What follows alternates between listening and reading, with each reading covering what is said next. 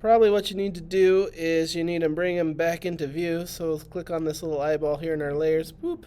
So what we need to do is we need to get rid of this background area around him. I think what might make it a little easier to do that is if we adjust the brightness and contrast. So before I start selecting the background with my quick selection tool, I'm going to go up to the top where it says image,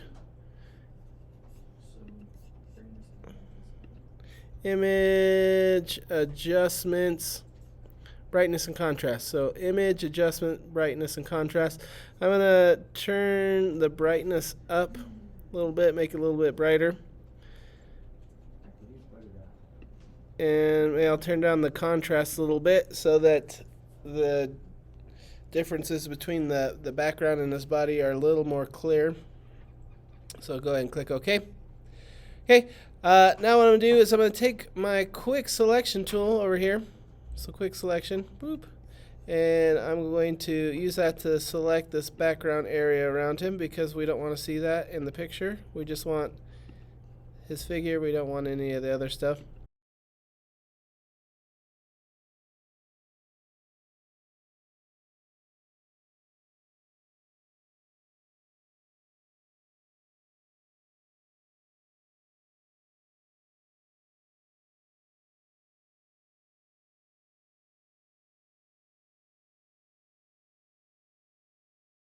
Space or delete. We'll get rid of that stuff. And then Control D to deselect. So now we just have him and we don't have all that other stuff. Okay, and I might take my eraser. It looks like I might have a little bit of an outline around the edge of that picture. So I'm going to delete, or rather erase, that little outline.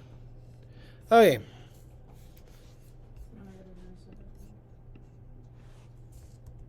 Zoom out. Alright, we're going to shrink him down a little bit because we're going to may stick him more in the background, so we don't want him to be as big as these guys. Maybe I'll stick him, I don't know, I'll stick him over here for now. Maybe I might move him, I don't know, we'll see. And since he is going to be more in the background, I'm going to drag this layer down underneath the invisible woman there, so he's more in the back. Okay, so what we're going to do is we're going to do some filters and some different effects with him, so it'll make him look like he's on fire or he's glowing.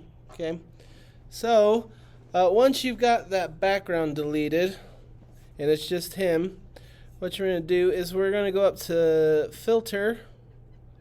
So filter, and we're going to open up our filter gallery. Alright, so in the filter gallery you've got some different options for filters. There's the artistic filters, the brush stroke filters, distort, sketch. We're going to look under this sketch folder, and we're going to use the bas relief filter.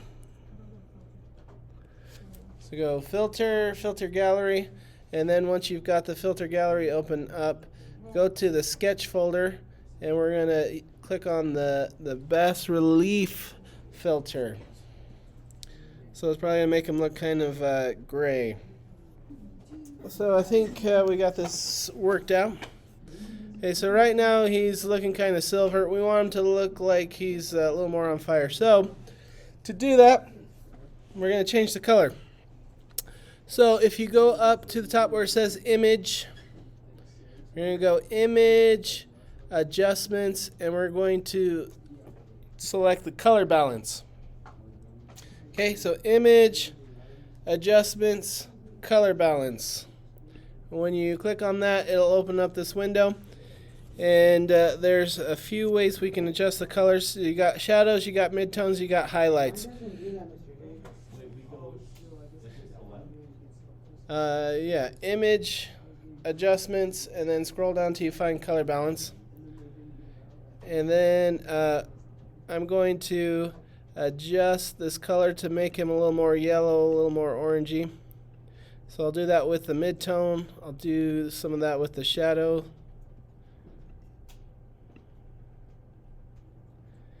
And then also with the highlights, I'll scroll this over with a little yellow, a little red to give him kind of a glowy, fiery look. Okay, so when you've got the color just right, so it looks like he's glowing like a glowing ember, I'm gonna go ahead and click OK. Whoop. Alright, so maybe what we can do is we can maybe draw some flames around him. So I think what I'll do is I'm going to create a new layer.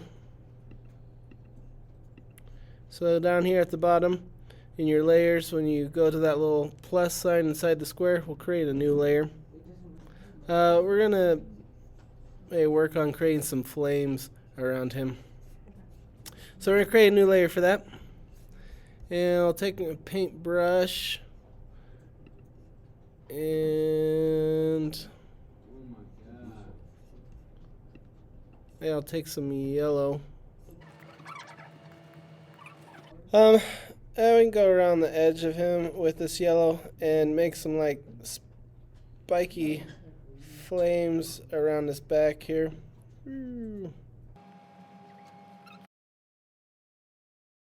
Make sure when you're doing this that you are on a separate layer. Don't do it on the same layer as him. Create a brand new layer to add the flames. Otherwise, it's not going to work the way we want it to.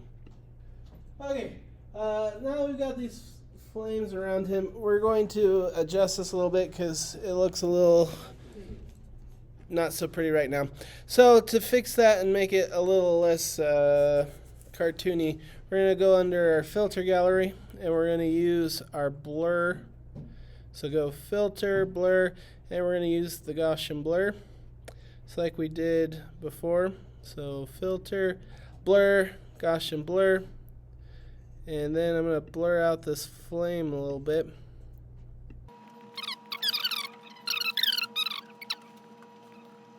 Okay, so now what we're going to do is we're going to bring in that fire rope, path, ring, whatever. We're going to drag this down so that it's underneath him on that layer. And I'm going to increase the size of that. So hit Control T to increase the size or shrink it. And I might just kind of warp it a little bit too. So if you hold shift, you can kind of warp the shape a little bit. So I'm going to make this look like he came flying in, and here's the path that he left behind. Do we get rid of the background of it?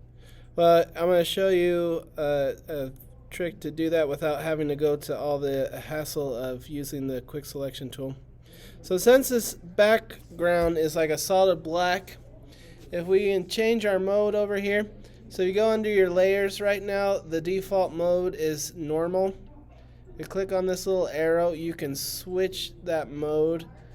You got some different options. Wait, so click on what now? Over here under layers, where it says normal, so look in your layers window, find that little spot where it says normal. If you click on that arrow, you've got some different options of what you can do with that. And what we're going to do is we're going to switch that mode to maybe lighten, or let's see which one looks best for me.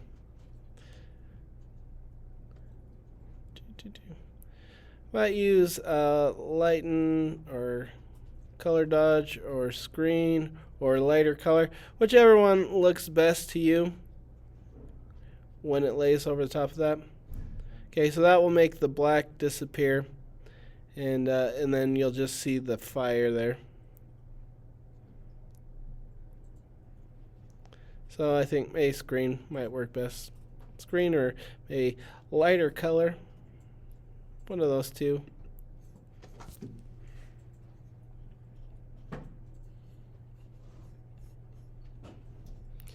And then what I'm going to do is I'm going to take my eraser, and I've got this flat edge on the bottom.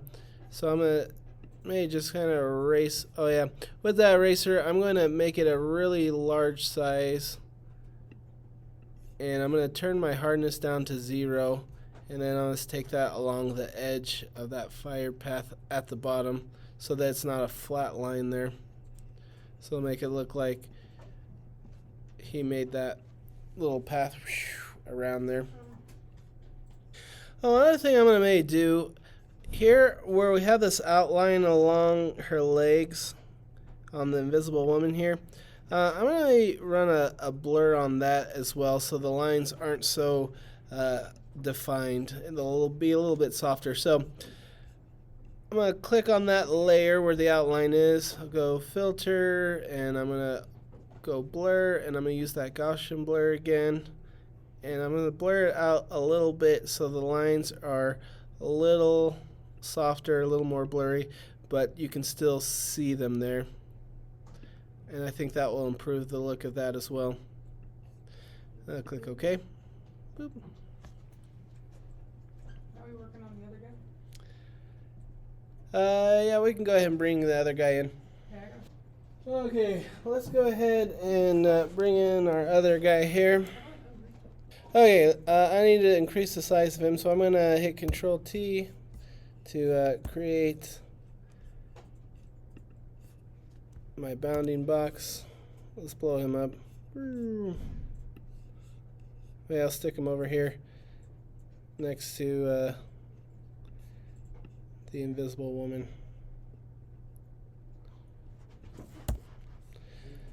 Alright, so let's go ahead and we'll get rid of this background. So I'm just going to take my quick selection tool and drag that around this background. Let's go ahead and delete that. Okay, so some of these guys are lighter and darker than others, so we're going to want to adjust that to make them a little more cohesive with their values. So probably with the thing here, he's really a lot darker, and this is kind of a lighter day, so we don't want him to look like he's in a dark room, so we're going to brighten him up. So to do that, we're going to go Image, Adjustments, Brightness and Contrast. Image, Adjustments, Brightness and Contrast. We're going to turn up the brightness. It cannot complete brightness and contrast command because the program errors. Yeah. Did you rasterize the layer? Rasterize. Might need to rasterize there. So I'm going to turn up this brightness, turn down the contrast. Might do that a couple times. We go Image, Adjustments, Brightness, Contrast, turn down the contrast. I turned up the brightness a little bit and I turned down the contrast so he's a little more gray, not so vivid. Okay, so I'm going to do the same type of thing with Mr. Fantastic. I'm going to turn up the brightness and turn down the contrast. So I'll go Image, Adjustments, Brightness and Contrast. Turn up his brightness, turn down the contrast so he is a little more in sync with how the light of the day looks. No, we're going to tie this picture together a little more by putting a filter over the whole thing. Okay, once you've got these guys all set, what we're going to do is we're going to change the mode of this. Then we're going to change it back. And once we change the mode, it's going to put all these layers into one layer, so then you won't be able to edit the individual layers anymore because they're all going to become one solid picture. So you don't want to do this step until you are finished adjusting everybody's different components. So once everybody is just how you want them, then we'll do this step to wrap this picture up. So what I'm going to do is I'm going to go Image Mode, and I'm going to switch this to CMYK color.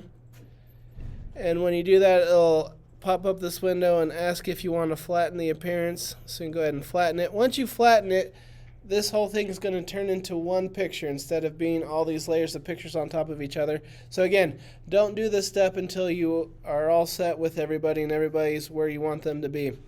Okay? Once I switch that mode to CMYK and flatten it, I'm going to switch it back to RGB color so I can run a filter over the top of this picture, which will tie all these guys together a little bit better. Okay, so once you've merged those layers and you switched it back to RGB, I'm going to go into my filter gallery. And in the filter gallery, I'm going to go under my artistic filters. So that should be that first folder.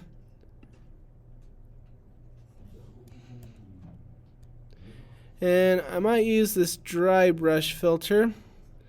And okay, so I use this dry brush filter.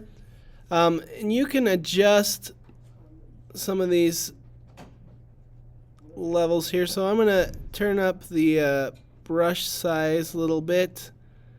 And I'll turn up the brush detail and the texture.